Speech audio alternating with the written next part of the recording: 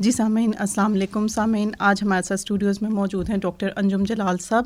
آپ executive director ہیں Rawalpindi institute of cardiology کے. سر السلام علیکم. جی وعلیکم السلام سر. پروگرام میں خوش آمدید کہتی ہوں. بہت شکریہ سر. بہت اچھا لگتا ہے جب آپ وقت نکال کے یہاں ہمارے پروگرام میں تشریف لاتے ہیں. آج جو ہمارا ٹاپک ہے وہ ہے ڈائبٹیز یا ذیابیطس. جی سر, یہ ذیابیطس کیا بیماری ہے؟ جی ڈائبٹیز یا ڈائبٹیس یا ذیابیطس, جو بھی آپ ذیابیطس, یہ بنیادی طور پہ سادہ لفظوں میں ایک ایسی بیماری ہے جس میں انسانی جسم میں خون کے اندر شوگر کی مقدار نارمل سے بڑھ جاتی ہے. صحیح.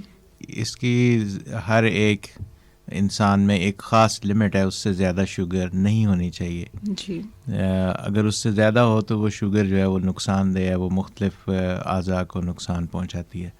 تو اس کو جس میں بھی زیادہ ہوگی اس کو ہم کہیں گے کہ یہ بندہ ڈائبٹیز کا مریض ہے. تو سر اس کے کیا علامات ہیں؟ ہم کس طرح پہچان سکتے ہیں کہ ہم اس بیماری میں مبتلا ہو رہے ہیں؟ دیکھیں, ڈائبٹیز جو ہے یہ بنیادی طور پہ دو مختلف اقسام ہیں اس کی, وہ ہمیں پہلے سمجھ لینا چاہیے تھوڑا سا. اس سے اس کو سمجھنے میں آسانی ہوگی کہ یہ مرض ہوتا کیسے ہے. انسان کے جسم کے اندر قدرت نے مختلف چیزوں کے لیول نارمل رکھنے کے لیے سیفٹی میکنزم رکھے ہوئے ہیں. جیسے فار ایگزامپل جتنے بھی جسم میں فاسد مادے پیدا ہوتے ہیں, فار ایگزامپل یوریا ہے, کریٹنین ہے, اس کو جسم سے نکالنے کے لیے کڈنیز اپنا کام کرتے ہیں. اسی طرح شوگر جو ہے وہ ایک ایسی چیز ہے جو فیول ہے باڈی کا. جب ہم کھانا کھاتے ہیں تو اس میں جو کاربوہائیڈریٹس ہیں وہ بریک ڈاؤن ہو کے شوگر یا شکر کی شکل میں, گلوکوز کی شکل میں کنورٹ ہو جاتے ہیں. صحیح. وہ ہماری انتڑیوں سے جذب ہو کے خون کے اندر آ جاتی ہیں. اور یہ شوگر جو ہے, یہ گلوکوز کا جو بلڈ کے اندر موجود ہونا ضروری ہے, کیونکہ وہ ایک فیول ہے جو ہمارے مسلز یوز کریں گے, ہمارا ہارٹ یوز کرے گا, برین یوز کرے گا, اور وہ کرنے سے ان کو وہ توانائی ملتی ہے جس سے وہ چل سکتے ہیں. لیکن بہت سارے مریض ایسے ہیں جن کے اندر یہ یوٹیلائز نہیں ہو پاتی, یعنی یہ خون میں تو پہنچ جاتی ہے لیکن خون سے پھر جو جسم کے مختلف اعضاء ہیں ان تک نہیں پہنچ سکتی.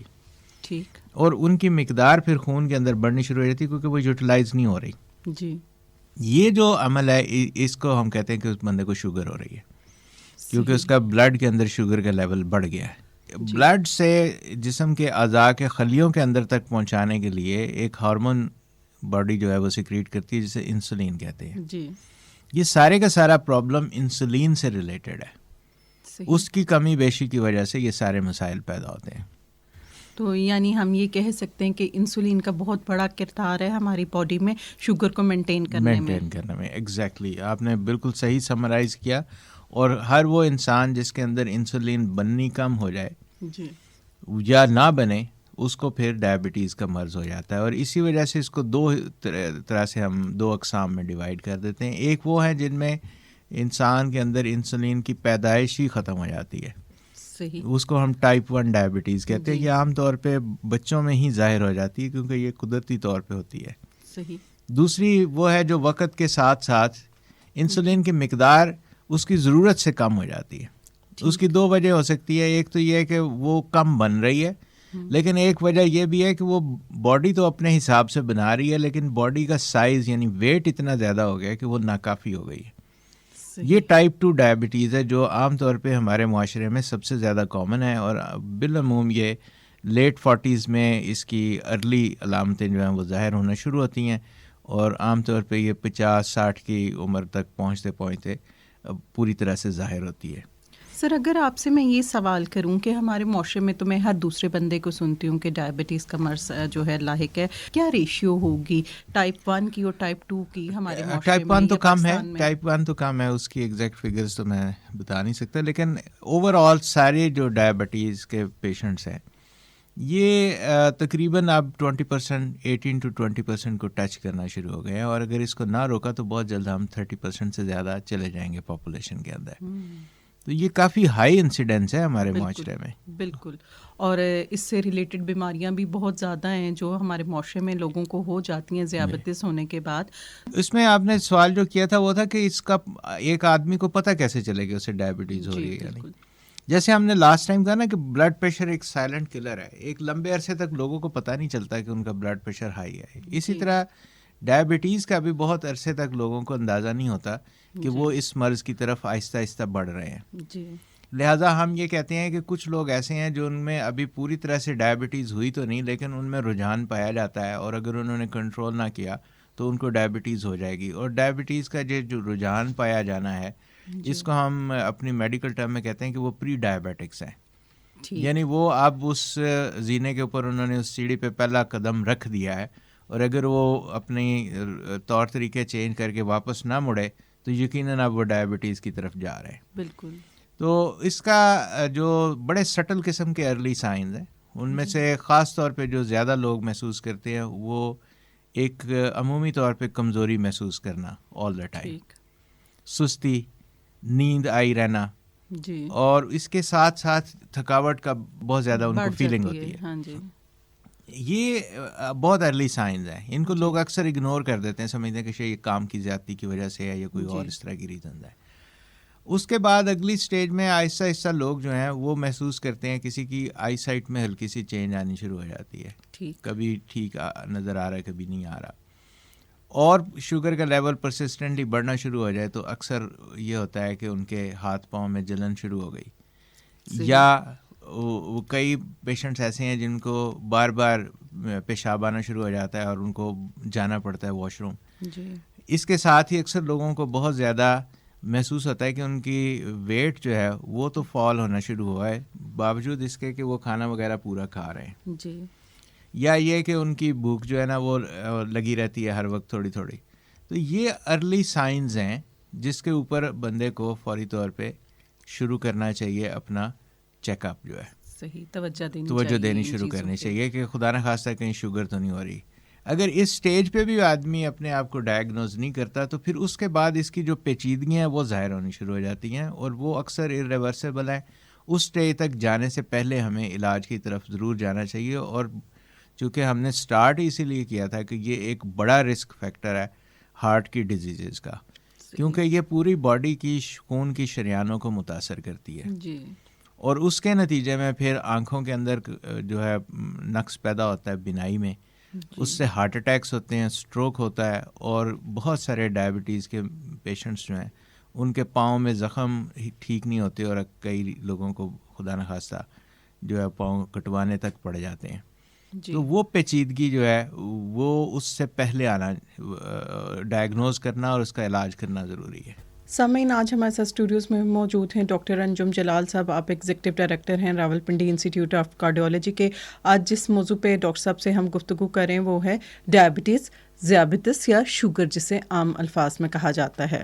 سر، نارملی ہر چیز کا ایک اسپیشلسٹ ہوتا ہے جس کے پاس جاتے ہیں اور آپ اپنی بیماری کا علاج کرواتے ہیں. دل کا مرض ہے تو کارڈیولوجی کے پاس جاتے ہیں، نیفرولوجی والے کے پاس جاتے ہیں کڈنی کے لیے. آپ یہ بتائیے کہ اگر کسی کو ڈائبٹیز کا مرض ہے، کسی بھی ڈاکٹر سے ہم علاج کروا لیتے ہیں جب ہمیں ڈائبٹیز کا مرض ہوتا ہے، کوئی اسپیسیفکلی ہم نے کوئی ایسا ڈاکٹر نہیں ہوتا، تو کس کے پاس ہمیں رجوع کرنا چاہیے؟ دیکھیں، جو اس کے ایکسپرٹس ہیں نا ان کو تو ہم کہتے ہیں اینڈوکرائنالوجسٹ. ٹھیک. اب اینڈوکرائنالوجسٹ بہت زیادہ تعداد میں نہیں ہے، اور اینڈوکرائنالوجسٹ سے ظاہر ہے جب آپ ٹائم لیں گے تو آپ کو لمبی مدت کا ٹائم ملے گا، کیونکہ انہوں نے صرف ڈائبٹیز نہیں اور بھی اینڈوکرائن ڈس آرڈرز کو ڈیل کرنا ہوتا ہے. لیکن اگر ڈائگنوسس آپ کا اچھا ہو جاتا ہے، جو کہ کوئی بھی میڈیکل اسپیشلسٹ کر لیتا ہے، ایون جو جنرل پریکٹیشنرز ہیں وہ بھی ڈائگنوز کر لیں گے، تو جو میڈیکل اسپیشلسٹ ہیں آپ ان کے ساتھ ریگولرلی چیک اپ کا ایک شیڈیول بنا سکتے ہیں.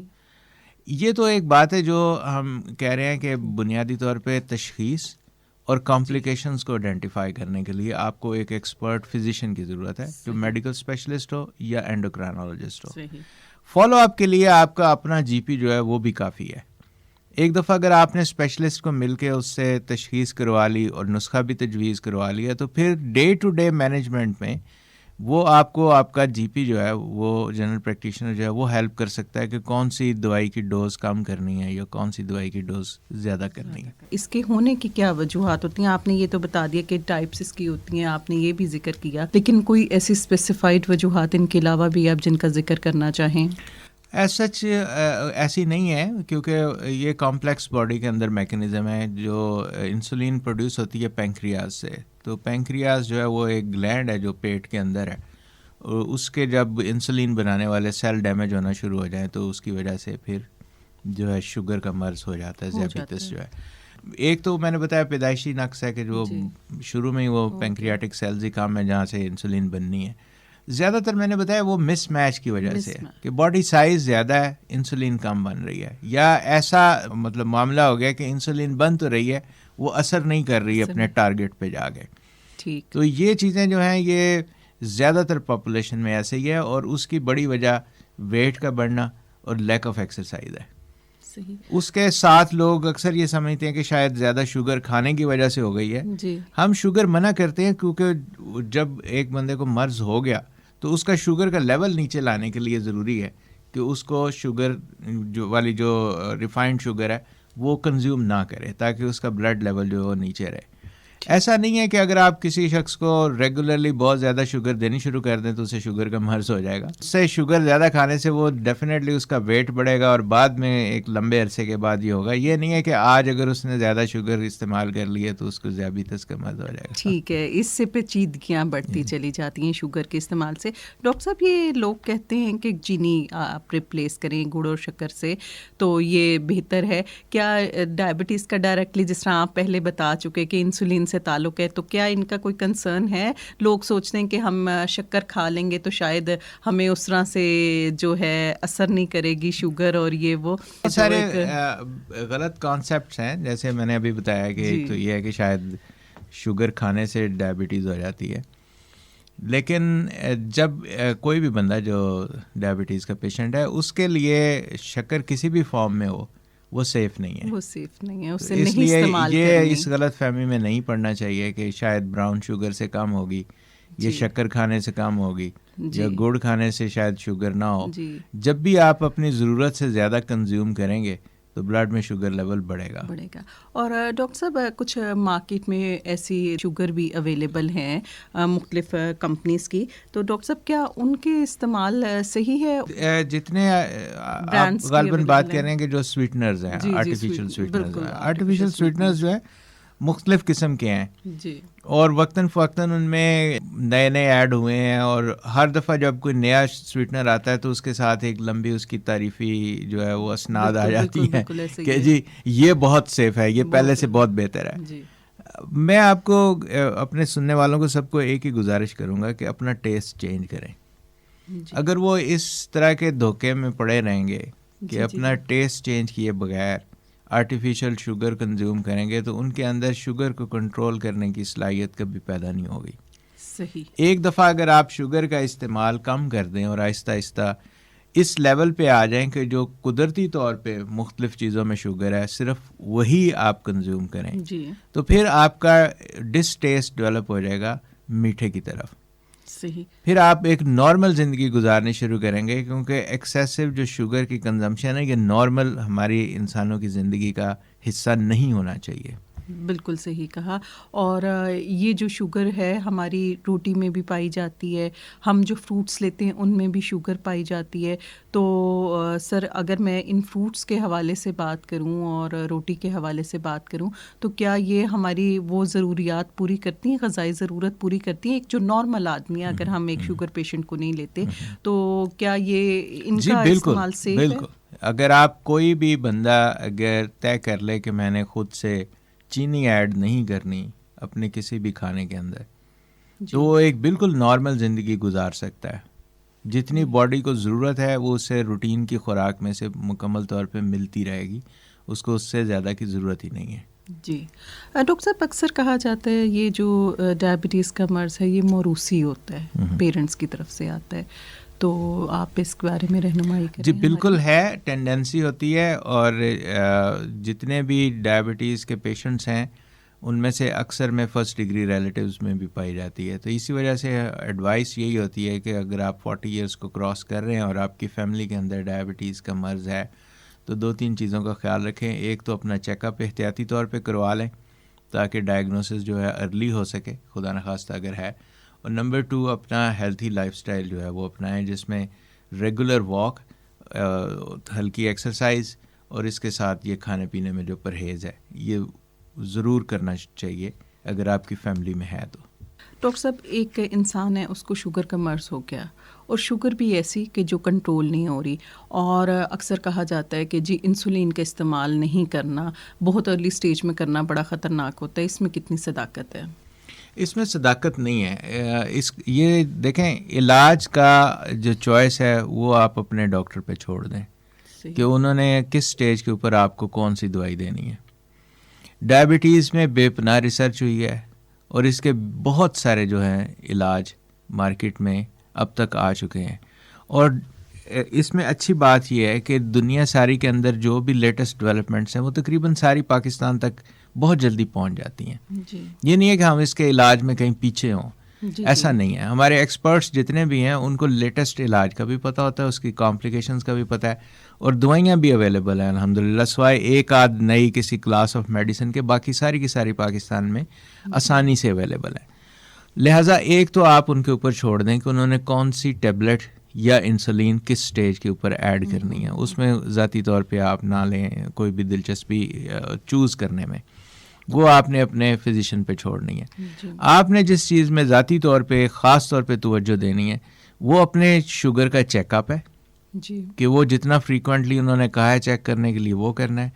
میڈیسن کا ریگولر استعمال ہے اور لائف سٹائل کی چینج ہے. یہ ایز اے پیشنٹ آپ کو ان چیزوں کا خیال رکھنے کی ضرورت ہے. شوگر جو ہے اس کی کیا لمٹ ہوتی ہے کہ کس لمٹ کے بعد ہم اسے شوگر کا پیشنٹ کنسیڈر کریں گے؟ دیکھیں ایک جنرل کانسیپٹ تھا, عرصے سے چلا رہا تھا, وہ آج بھی ٹھیک ہے عام آدمی کے سمجھنے کے لیے, کیونکہ جتنے بھی ہمارے مارکیٹ میں اویلیبل شوگر چیک کرنے کی ڈیوائسز ہیں وہ بڑی آسانی سے فوراً رزلٹ دے دیتے ہیں. آپ ایک ہلکا سا وہ پرک کر کے نیڈل سے جو اس کے ساتھ ہی اویلیبل ہوتی ہے اس اسٹرپ کے اوپر لگائیں تو آپ کو رزلٹ مل جاتا ہے. اس میں جو عام فہم اس کی ویلیوز ہیں وہ ملی گرام پر ڈیسی لیٹر میں ہیں, اور اس میں جنرل ایڈوائس یہ ہے کہ اگر آپ کا صبح ناشتے سے پہلے 120 ملی گرام پر ڈیسی لیٹر سے کم ہے شوگر تو آپ نارمل ہیں. اور اسی طرح اگر کھانا کھانے کے بعد 2 گھنٹے کے بعد اگر آپ کا بلڈ شوگر لیول جو ہے وہ 180 یا 200 سے اوپر نہیں جاتا تو آپ نارمل ہیں. لیکن اگر آپ کا پرسسٹنٹلی بار بار جو فاسٹنگ شوگر ہے وہ 120 سے اوپر رہنا شروع ہو جائے اور کھانے کے 2 گھنٹے کے بعد 200 سے اوپر آنا شروع ہو جائے تو اس کا مطلب ہے کہ اب آپ کو ایکسپرٹ ہیلپ کی ضرورت ہے, آپ کو ڈاکٹر کو ملنے کی ضرورت ہے. اس کے علاوہ ایک اور ٹیسٹ ہے جو لیب میں ہوتا ہے, وہ آپ گھر پہ نہیں کر سکتے, اس کو ہم کہتے ہیں HbA1c. عام طور پہ لوگ اس کو کہتے ہیں یہ 3 مہینے والا ٹیسٹ ہے. تو وہ جو شوگر کا وہ ایکچولی بتاتا ہے کہ آپ کی جو بلڈ کے اندر ہیموگلوبن ہے اس کے ساتھ شوگر جا کے چپک جاتی ہے, تو اس کی پرسنٹیج بتاتا ہے کہ کتنے فیصد ہیموگلوبن جو ہے وہ اس کے ساتھ شوگر کے ساتھ اٹیچ ہوئی ہے کیمیکلی. تو اس کا جو پرسنٹیج ہے اگر ایک عام آدمی کے اندر 5.6 سے کم ہونا چاہیے, 5.6% سے کم ہونا چاہیے. یہاں سے چلتے چلتے جو 6.9 تک ہم کہتے ہیں پری ڈائبیٹک ہے, لیکن اگر 7% سے اوپر آیا تو اس کا مطلب ہے کہ وہ ڈائبیٹک ہے. لہٰذا آپ جب بھی اس کو چیک کرائیں اگر وہ 5 کے اراؤنڈ ہے یا 5.6 سے سگنیفیکنٹلی نیچے رہ رہا ہے تو آپ بالکل نارمل آدمی ہیں, آپ کو ڈائبٹیز کی شکایت نہیں ہے. لیکن اگر 5.6 سے اوپر ہے اور 7 سے کم ہے تو آپ کو احتیاط فوری طور پہ کرنی شروع کر دینی چاہیے, اور جو ہم بار بار ریپیٹ کرتے ہیں سارے حفاظتی تدابیر وہ لینی شروع کریں. 7 کے اوپر آپ کو پھر ٹریٹمنٹ کی ضرورت ہوگی, پھر آپ کو ڈاکٹر کے ساتھ ریگولرلی فالو اپ کی ضرورت ہوگی. اگر ڈائبیٹک ہو جاتے ہیں تو کیا کیا کمپلیکیشنز ہو سکتی ہیں؟ ہاں, یہ سب سے اہم حصہ ہے ڈائبٹیز کی مینجمنٹ کا, کیونکہ اگر ہم ٹائم پہ ڈائبٹیز کا علاج نہیں شروع کریں گے تو کچھ سال گزرنے میں پھر یہ ایک ایک کر کے جسم کے سارے آرگنز کو متاثر کرے گی. اس میں جو ارلیسٹ ہونا شروع ہوتی ہیں چینجز وہ بلڈ کی جو خون کی نالیاں ہیں ان کے اندر کولیسٹرول کا جمنا, ایتھروسکلیروسس کا پروسیس سٹارٹ ہو جاتا ہے, بلڈ ویسلز ہارڈ ہو جاتی ہیں اور اس کے اندر کلاٹ بننے کا خطرہ بڑھ جاتا ہے, اور اس وجہ سے پھر جو لوگ ہیں وہ ہارٹ اٹیک وغیرہ کا شکار ہوتے ہیں. سملرلی یہ شوگر کا پرسسٹنٹلی ہائی رہنا جو ہے وہ کڈنیز کو متاثر کرتا ہے, اور ہمارے ملک کے اندر جو گردوں کے فیلئر کا مرض ہے اس کی ایک بڑی وجہ جو ہے وہ انکنٹرولڈ بلڈ پریشر ہے، اور دوسری بڑی وجہ ان نون ڈائبٹیز ہے. یعنی یہ وہ لوگ ہیں جن کو پتہ ہی نہیں تھا کہ ان کو شوگر ہے، اور وہ کئی سالوں سے ڈائبٹیز کے پیشنٹ رہ کے الٹیمیٹلی ان کے کڈنی جو ہے وہ فیل ہو جاتے ہیں. اسی طرح ایک جو آرگن اور بہت امپورٹنٹ ہے جو ڈیمیج ہوتا ہے وہ آئی سائٹ ہے. آئز کے اندر چینجز آتی ہیں، تو شوگر کی وجہ سے آئز کے اندر اگر آہستہ آہستہ متاثر ہونی شروع ہو جائیں تو اس سے بینائی جو ہے وہ بہت تیزی سے خراب ہوتی ہے. اس کے علاوہ کچھ لوگوں میں جیسے میں نے تھا پاؤں وغیرہ کے زخم جو ہیں وہ گڑبڑ کرتے ہیں، اور اس میں کئی لوگ ایسے ہیں جن کی جو نروس سسٹم ہے وہ اتنا متاثر ہو جاتا ہے شوگر کی وجہ سے کہ ان کے اندر پاؤں میں فیل کرنے کی صلاحیت کم ہو جاتی ہے. تو یہ لوگ خدا نہ خاصہ خاص طور پہ جس طرح آج کل سردی کا موسم ہے وہ اس لیول پہ چلے جاتے ہیں کہ انہیں فیل نہیں ہو رہا ہوتا کہ وہ ہیٹر کے قریب پاؤں رکھ کے بیٹھے ہیں، تو ان کو اندازہ نہیں ہوتا کہ کتنی زیادہ گرمی آ رہی ہے، and they can get burns. وہ ان کو پاؤں کے اندر خدا نہ خواستہ جل سکتے ہیں، یا کوئی چیز چبھ جائے گی انہیں پتہ نہیں چلے گا، پتہ اس وقت چلے گا جب اس میں سے انفیکشن ہو کے پس نکلنی شروع ہو جاتی ہے. تو یہ جو نیوروپیتھی جس کو کہتے ہیں نا ہم کہ ان کا نروس سسٹم جو ہے وہ متاثر ہوا اور اس کے اندر فیل کرنے کی صلاحیت کم ہو گئی، تو اس وجہ سے یہ جو مسائل ہیں یہ پیدا ہوتے ہیں. لہٰذا ہم جب فالو اپ کا مریض آتا ہے ڈاکٹر کے پاس دکھانے کے لیے، شوگر کا مریض، تو اس کے چیک اپ کے اندر یہ 2-3 آرگن کا چیک اپ بہت ضروری ہے.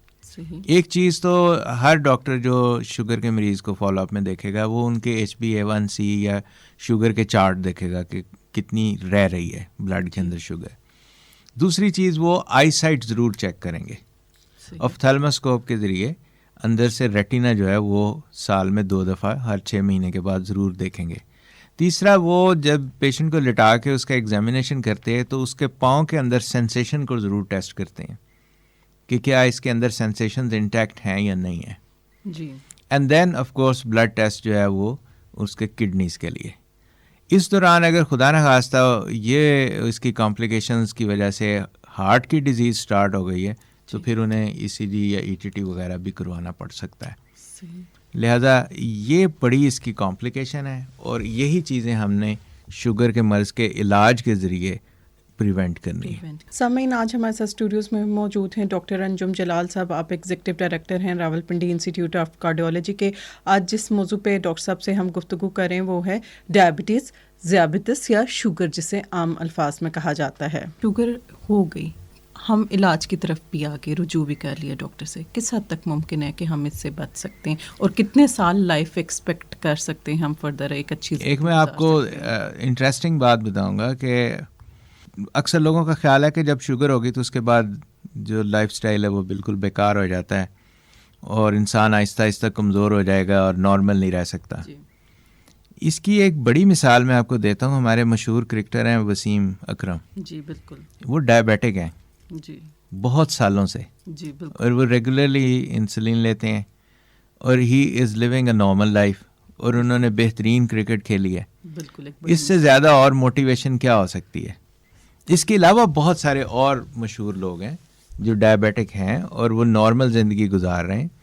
لہذا میں یہ سمجھتا ہوں کہ ٹائپ 2 ڈائبٹیز تو بیماری سے بڑھ کے ایک لائف سٹائل کی خرابی ہے. ہم یہ کہہ سکتے ہیں کہ ہمارا لائف سٹائل خراب تھا اس وجہ سے اس مرض کا شکار ہو. اور جیسے ہی ہم اسے کریکٹ کرتے ہیں تو ہم اکثر نارمل کی طرف آ جاتے ہیں. یہ بات میں پورے وثوق سے بتا رہا ہوں اور لوگوں کو میرے خیال میں اس سے بہت حوصلہ افزائی ملنی چاہیے. ہم نے یہ آبزرو کیا ہے کہ ہم پاکستانی پاپولیشن میں جتنے بھی نارمل باڈی سائز کے لوگ ہیں، سمجھیں کہ 5 فٹ 6 انچ 7 انچ جن کی ہائٹ ہے اور وہ ادروائز نارمل ہیں، جب بھی ان کے باڈی ویٹس جو ہیں 80 kg سے اوپر جانا شروع ہو جاتے ہیں جی، تو ان کا شوگر لیول جو ہے اب نارملی ہائی رہنا شروع ہو جاتا ہے ٹل سچ ٹائم کہ پھر ان کو باقاعدہ ڈائبٹیز ہو جاتی ہے. اور جب بھی ہم انہیں کہتے ہیں کہ آپ اپنا ویٹ ریڈکشن کریں جی، تو جیسے ہی وہ 85 kg سے نیچے آ کے ٹورڈز 80 آنا شروع ہوتے ہیں تو ان کو اکثر دوائیوں کی مقدار کم کرنی پڑتی ہے کیونکہ ان کے شوگر لیول نارمل رہنا شروع ہو جاتے ہیں. اور اس کے ساتھ ہی ساتھ ان کے اندر انرجی لیول بہت بہتر محسوس ہونا شروع ہو جاتے ہیں اور ان کو ریگولر محسوس ہوتا ہے کہ جیسے انرجی کا لیول پہلے سے زیادہ ہے, کام کرنے کی صلاحیت بھی بڑھ گئی ہے اور شوگر بھی نارمل ہو گئی.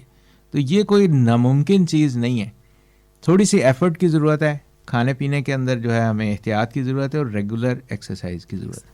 ڈاکٹر صاحب کتنی واک کرنے چاہیے ایک شوگر پیشنٹ کو؟ ریکمینڈیڈ جو ہے وہ ہر آدمی کے لیے, شوگر پیشنٹ نہیں, every body should have at least 30 minutes walk 5 times a week. ابھی تو میں نے آپ کو نارمل آدمی کی ریگولر روٹین بتائی تھی. ابھی ایکچوئل جہاں بینیفٹ ہونا شروع ہوتے ہیں نا ہیلتھ کے, جہاں پہ ہارٹ کے لیے بینیفٹ ہے اور شوگر کی پراپر پریونشن شروع ہوتی ہے, وہ 6000 steps in a day ہے. 6000 steps. یہ 6000 steps جو ہے نا, میری گزارش ہوگی تمام سننے والوں سے, کیونکہ اسمارٹ فون تو اب ہر کسی کے پاس ہے, تو اسٹیپ کاؤنٹر کی ایپس مل جاتی ہیں نیٹ پہ, وہ ڈاؤن لوڈ کریں اور اپنا جو فون ہے وہ جیب میں ڈال کے سارا دن دیکھیں کہ کتنے آپ نے اسٹیپس چلے ہیں.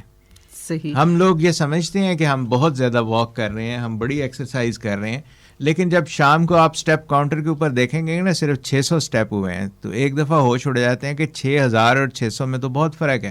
بالکل, پھر اس کا مطلب ہمیں مزید واک لینے کی ضرورت ہے. یہ ہم اپنا کاؤنٹر چیک کر سکتے ہیں اس ایپ کے تھرو. یہ تو آپ نے اچھی ایپ بتائی ہے ڈاکٹر صاحب, اور آئی ہوپ کہ ہر سننے والا جہاں تک ہماری آواز پہنچ رہی ہے یہ ضرور آپ کی ایڈوائس جو ہے فالو کرے گا. ایک بات میں آپ سے گزارش کروں گا کہ ہمارے ہاں جب بھی کسی ڈائٹیشین سے یا ڈاکٹرز کے ساتھ لوگ ڈسکس کرتے ہیں تو ہماری سوسائٹی میں کھانے کے متعلق بہت obsession ہے.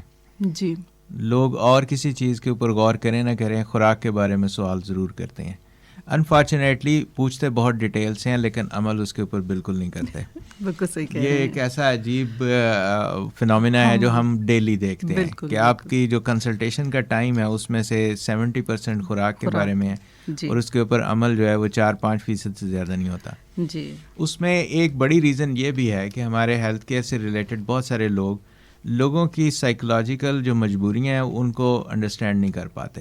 جو کمیونیکیشن کا گیپ بہت بڑا ہے, اور ہم ایسی چیزیں ایڈوائز کر رہے ہوتے ہیں جو ان کے لیے پریکٹیکلی پاسبل نہیں ہے یا ان کے ٹیسٹ کے مطابق نہیں ہے. جی, ایک میں جنرل آپ کو گائیڈ لائن دے دوں کہ ہمارے ہاں اگر لوگوں نے اپنا ڈائٹ کا جو سارے کا سارا سسٹم ہے اس کو نارمل کے قریب لانا ہے تو اس میں 2 بڑی چیزیں جو ہیں وہ ایڈ کر لیں. ایک تو یہ ہے کہ جو 3 وقت کے ہمارے کھانے ہیں جی, ان کو آرگنائز کریں, ان کا ٹائم فکس کر کے, اور ان بٹوین کھانا بند کر دیں.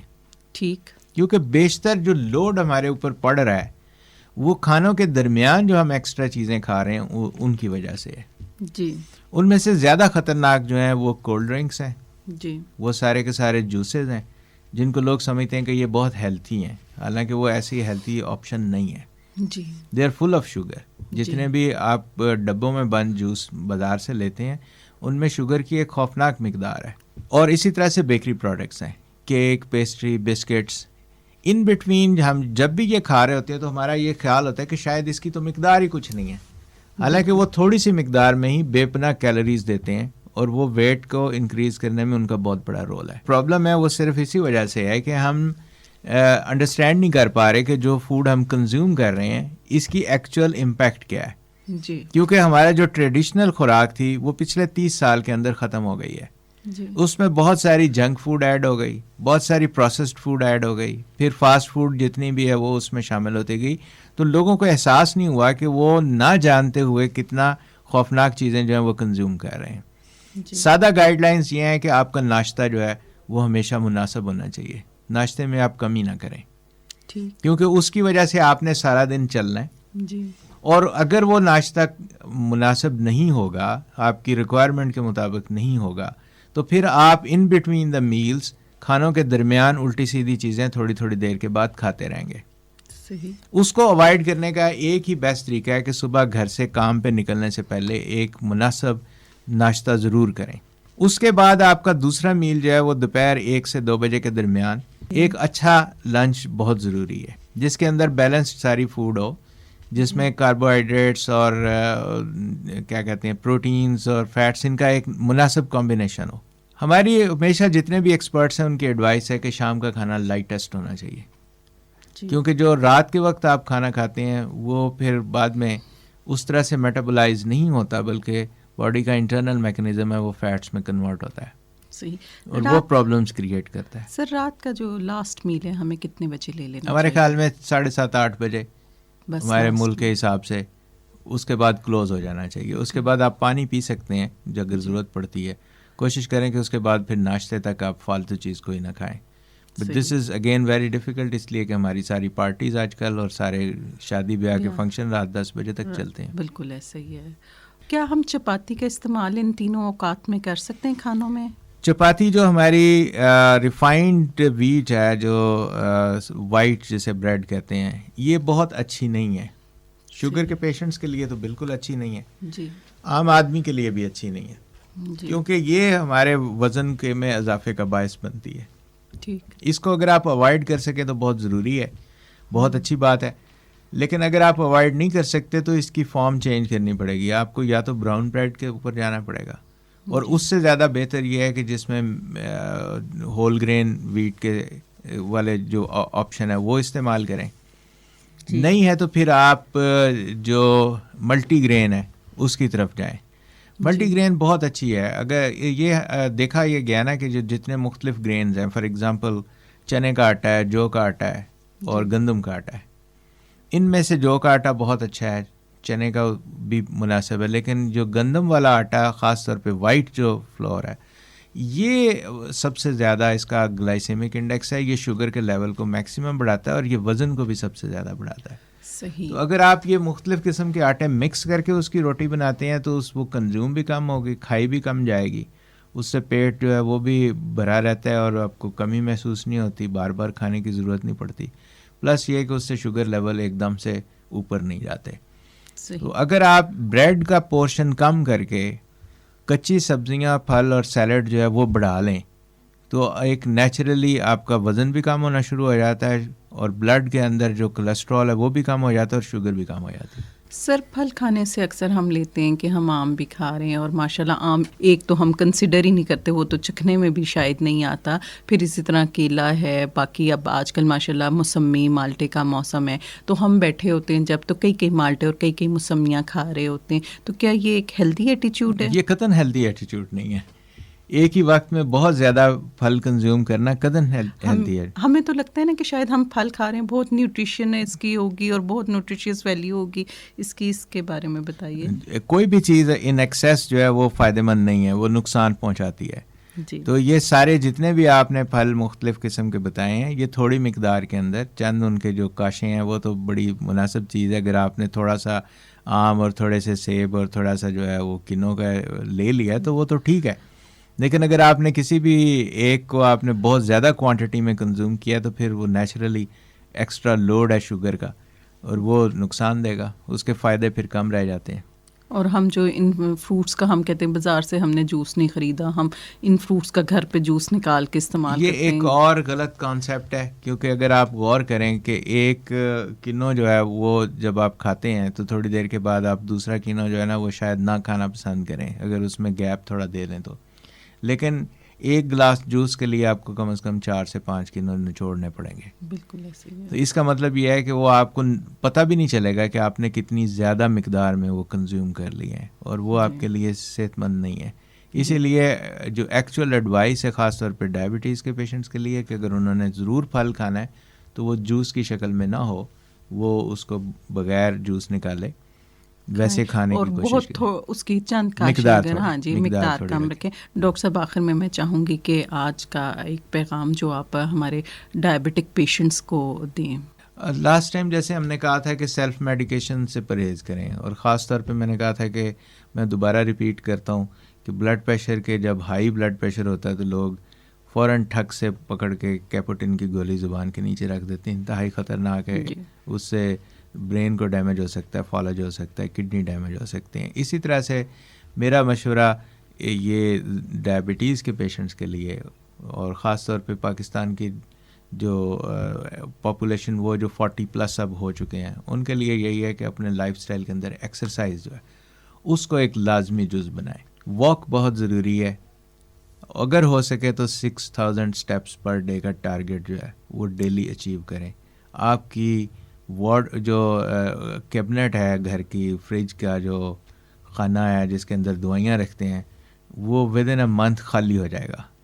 آپ کو جو معدے کی جلن کے کیپسول ہیں وہ لینے بند کر دیں گے، آپ جو پین کلرز لے رہے ہیں تھکاوٹ کی وجہ سے وہ بند کر دیں گے، آپ بلڈ پریشر کی دوائیاں کم کر دیں گے، اور ممکن ہے کہ آپ کو شاید شوگر کی دوائیوں کی بھی ضرورت نہ رہے.